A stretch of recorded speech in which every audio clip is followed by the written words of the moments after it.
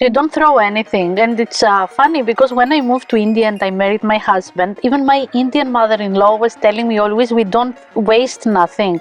Hello, everyone. Yasas, and welcome back to Circee Health Pod. Today we have some exciting topics, exciting info, and an exciting special guest. And today, if maybe you guessed from my introduction, we're coming to you from beautiful Naxos Island in the Greek Isles.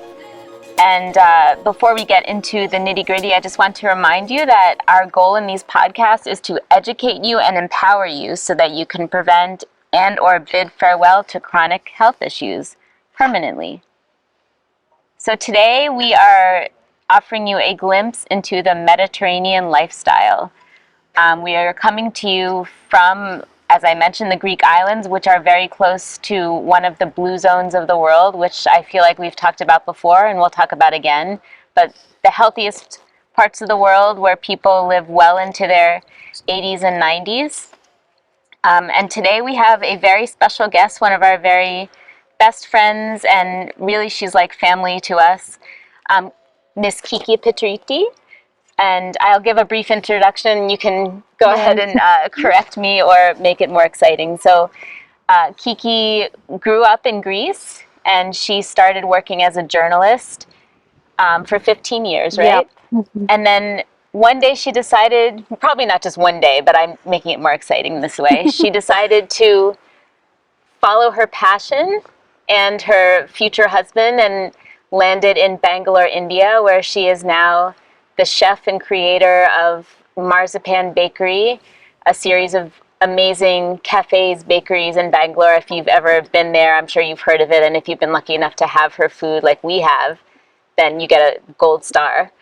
So Kiki, because she grew up in Greece, knows so much about this Mediterranean lifestyle and the food and everything surrounding the food and why people are so healthy and happy here, which we've definitely noticed over the last couple of days being here. So without further ado, Kiki, hi, welcome. Hi, thank you. Thank you for having me. To continue from what you started saying, Mediterranean diet is very famous around the world. It's not only about Greece, it's Italy, it's Spain, it's like a lot of countries that they're around here. It's not exactly vegan food, but Right. it's a food that is based in vegetables, fruits, legumes, all this kind of thing. It's a diet very in high fiber. Till the 50s, 60s, people, I think they were following it very strictly because they didn't have the money to eat something different. Right. After that, they start becoming a little bit more traveling, adding a different lifestyle. But around 2010, when the economical crisis hit again Greece, I think people, they went back to cucina povera. Cucina povera means the poor kitchen. When you eat to sustain yourself with seasonal vegetables, seasonal fruits, you don't throw anything, you have to reuse something that you didn't eat, all these kind of things.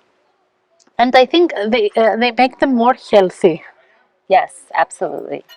So that's your buzzword, one of your buzzwords for today, cucina povera, Yep. which means, again? It's Italian phrase that means the poor kitchen. It started from the villagers in Italian villages that, again, they didn't have a lot of money and a lot of sources to buy things, so they had to make food and put it on the table and feed their families during the First and Second World War with whatever they had. Yeah. That basically it's olive oil, seasonal vegetables, fruits, lentils, beans, things like this, and bread.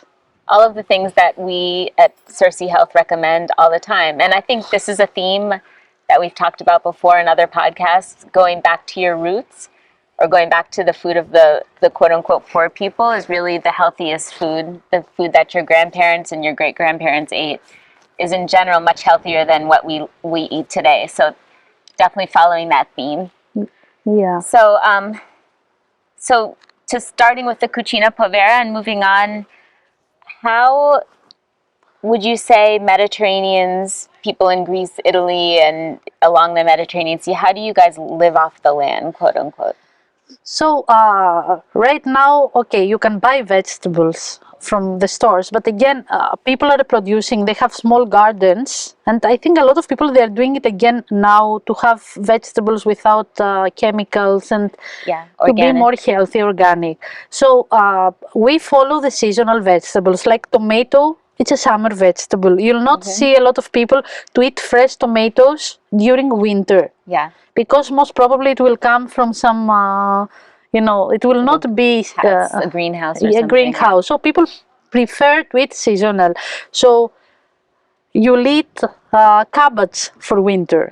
During summer, you have so many vegetables. You have eggplants that is like a very, very, very famous vegetable that we use in Mediterranean diet. You'll have your zucchini, you'll have your peppers, your tomatoes. So mostly you will use all this. So it's very important in Mediterranean countries to prepare yourself for winter. Right. That is more harsh and you will not find fresh products so often. So you can see a lot of housewives that they will make, they will freeze vegetables, they will can them so they can have for winter. But again, it's seasonal, even fruits and vegetables, and I think this is the best way to eat it. Oh, I agree. And we've been so lucky to be able to sample the glorious summer vegetables. Today, I think we had basically everything you mentioned at lunch today. Tomatoes, peppers, zucchini. We had bindi okra the other day, which was amazing.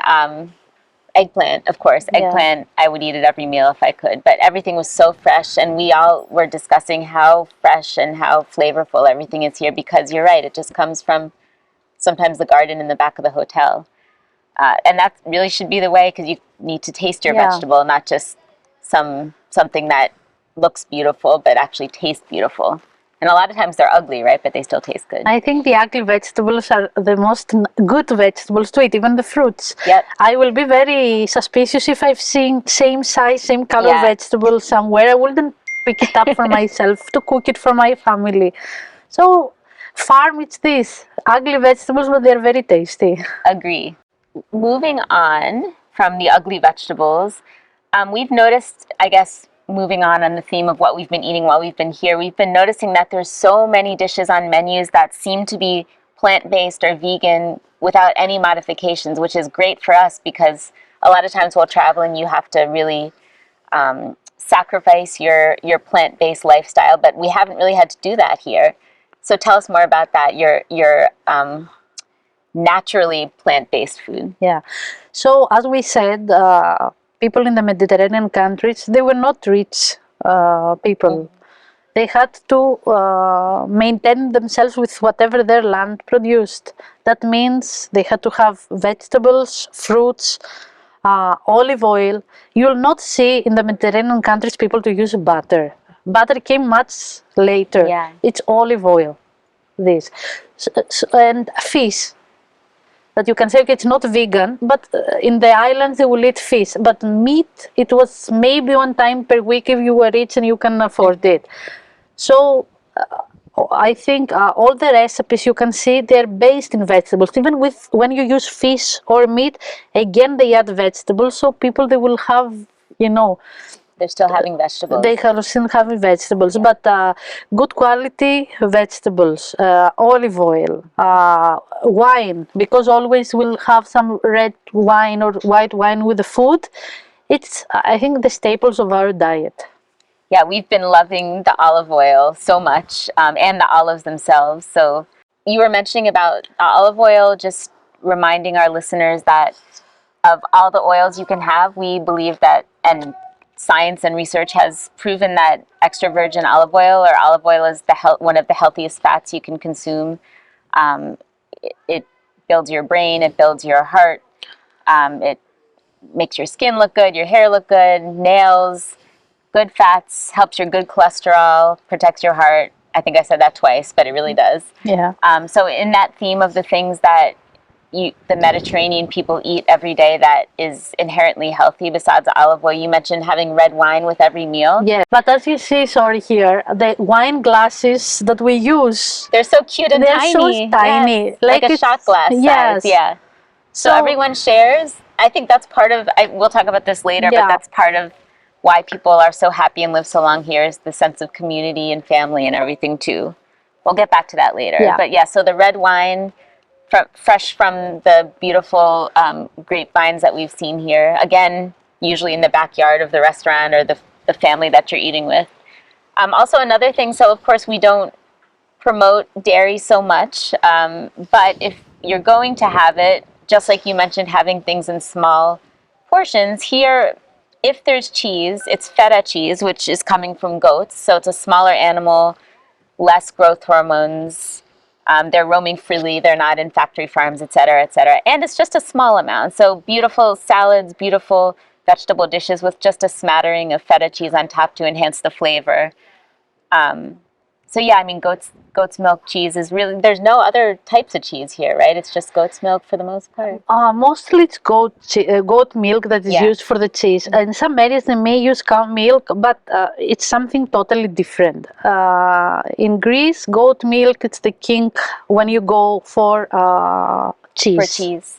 So speaking of red wine, you had told us, so yesterday we visited was that yesterday? Yes, yesterday we visited a monastery on Naxos Island, and you were telling us about it, and about how the monks have red wine with every meal, and how their diet really follows the general feel of what people in Greece and the Mediterranean eat and their lifestyle. So can you enlighten our listeners? Yes, please? of course. So Greece, it's an Orthodox country. We have a lot of monasteries, especially in the northern part of Greece. It's one whole area called Mount Athos that is full of monasteries. Unfortunately, women we can't visit. Oh.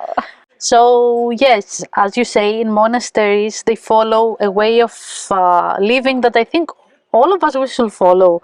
They eat small portions, vegetable-based portions. They have the wine. They don't eat animal fats at all. Maybe a little fish here or there, but they don't eat meat at all the whole year around. Wow.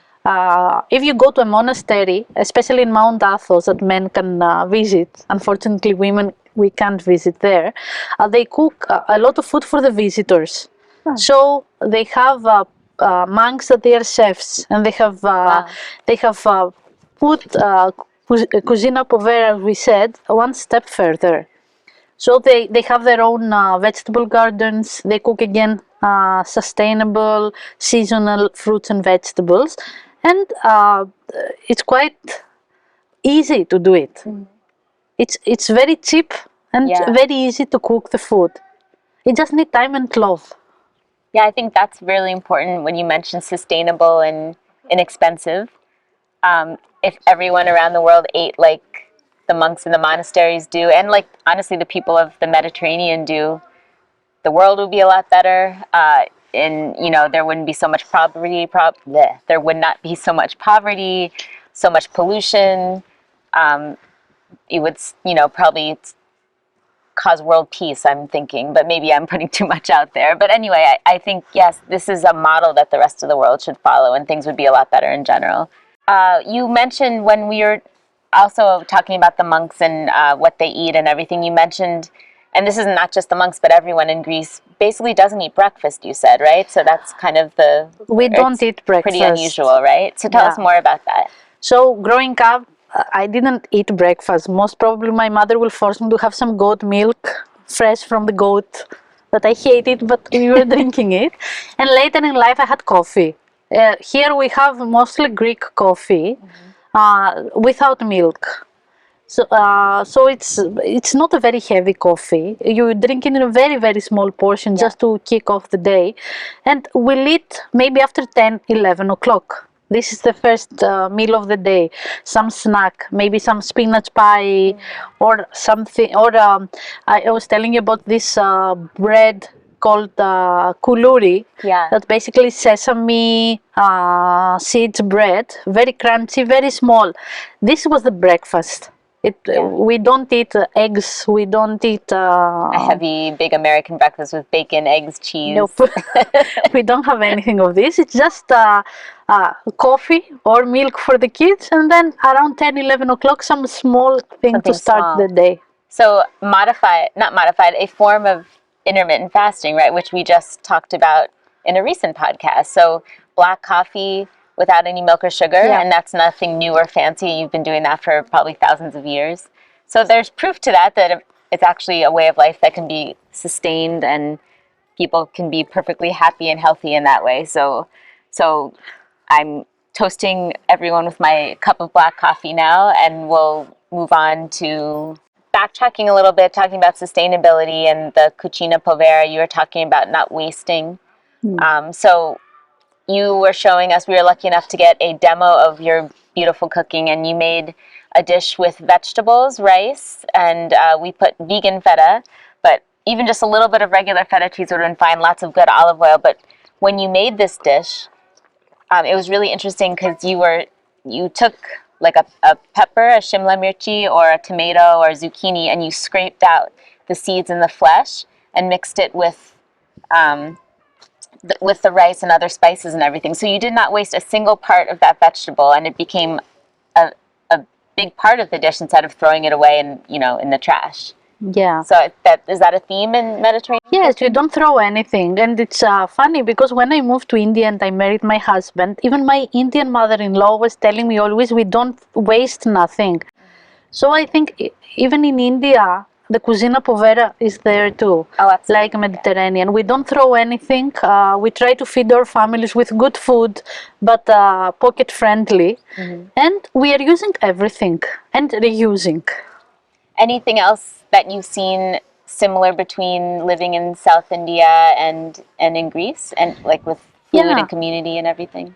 First of all, what I feel is very common between Greeks and other Mediterranean countries and India is that we are very family oriented. Like, we show our love for our people through cooking.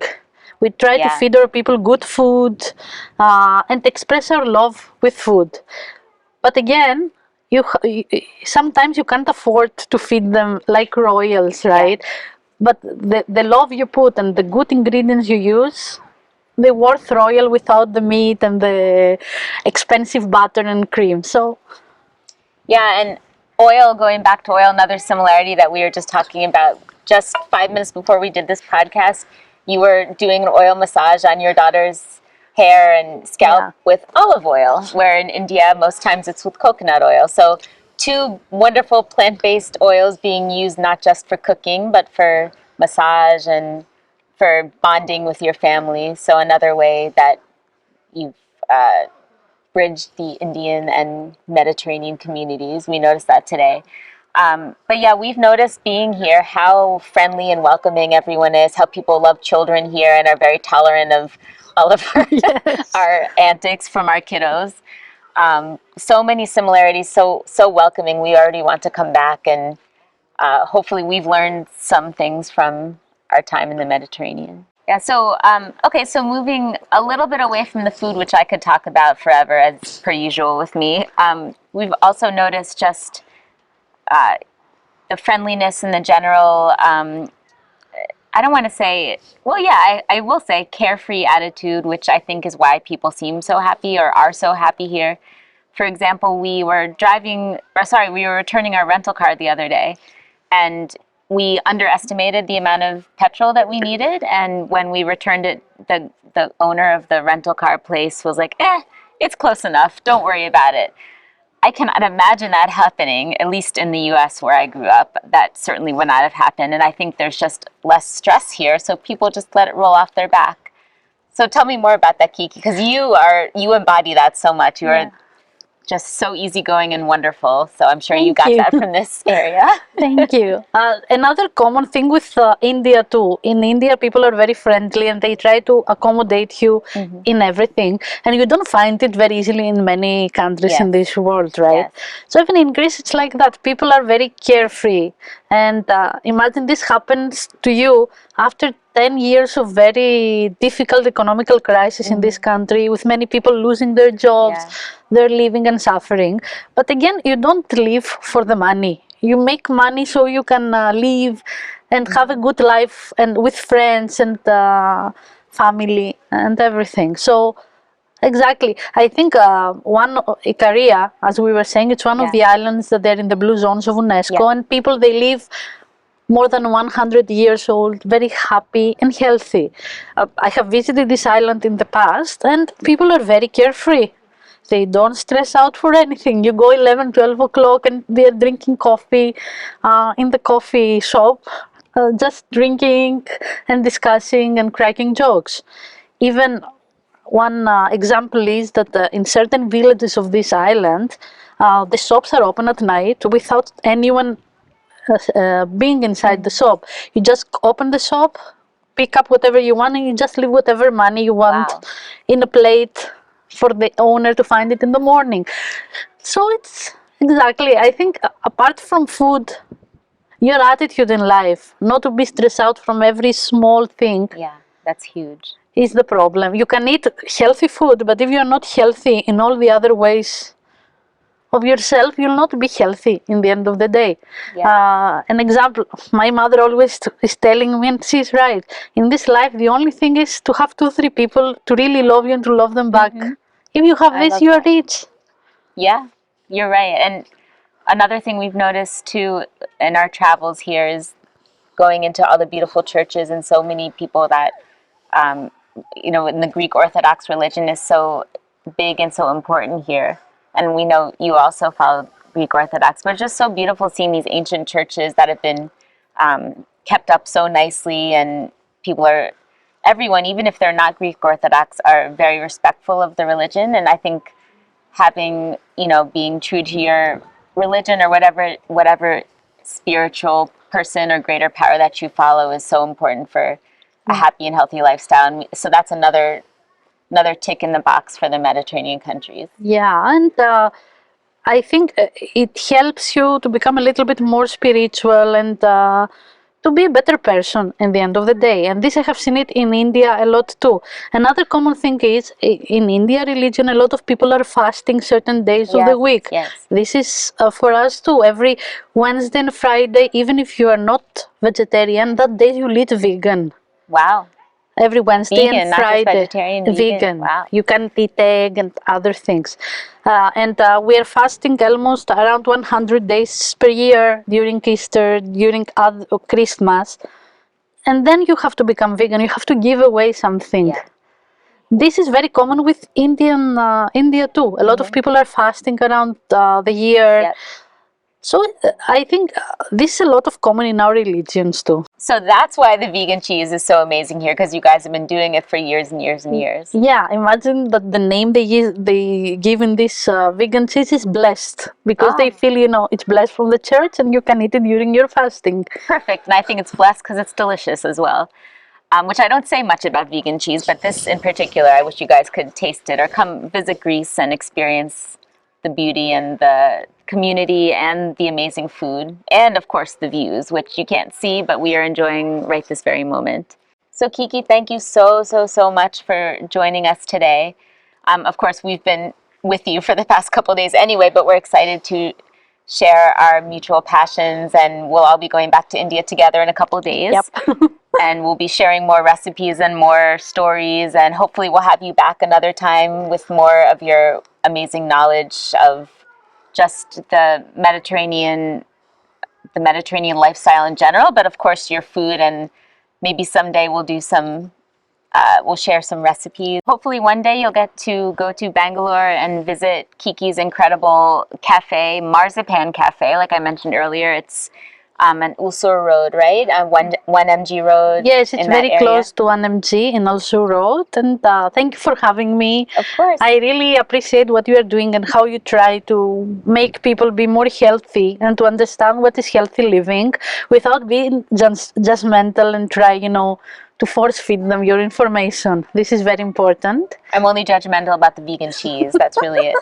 But we'd love to have you back, and we're hoping you have inspired us with a lot of the food that we've eaten of your own and then just in your beautiful country. So we've decided that we'll do some collaborations in the future inspired by your recipes and your family's recipes. So stay tuned for that, and stay tuned for another exciting podcast coming up, probably inspired again by the beautiful scenery and lifestyle in the Mediterranean. See you guys next time, or listen You'll hear me next time, not see you next time. Bye. Thank Bye. you. We really hope you enjoyed our conversation. Can you think about one thing or an idea that you can start to introduce into your own life that will help make your life healthier and less stressful? If you enjoyed today's episode, we'd really appreciate it if you can take a few seconds to share the podcast with your friends and families. Thank you so much for listening. And always remember, your health is literally in your own hands. Making lifestyle changes is not an easy task, but we promise you will be aptly rewarded with a long, healthy, and disease-free life.